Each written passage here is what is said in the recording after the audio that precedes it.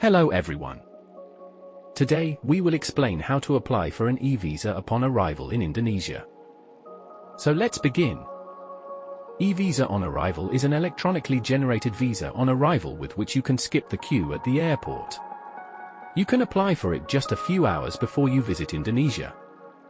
To apply for your e-visa on arrival, go to the official website for the Indonesia e-visa application. You can find the link to the website in the description as well. Here you can find all the information required for applying for the Indonesia e-visa on arrival.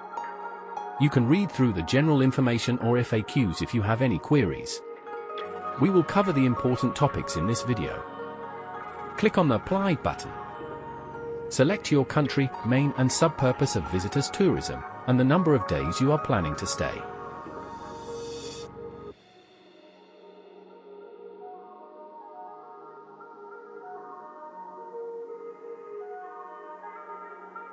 You will anyway get just one option for the number of days planning to stay, that is 30 days. Click Detail and Apply. You can read through all the information.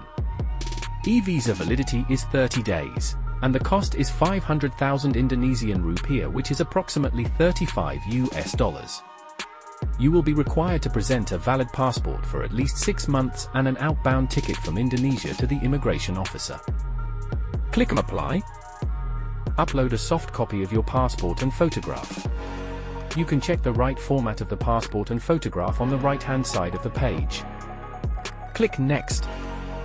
Pop-up with all your passport information will appear. Validate the information, and press the button Yes.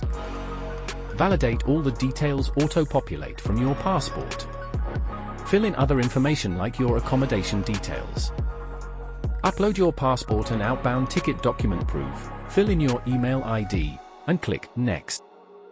Confirm your submission. Validate all the details again. Press the checkboxes given beside each piece of information. Accept the terms and conditions and click the Save button. Confirm your submission.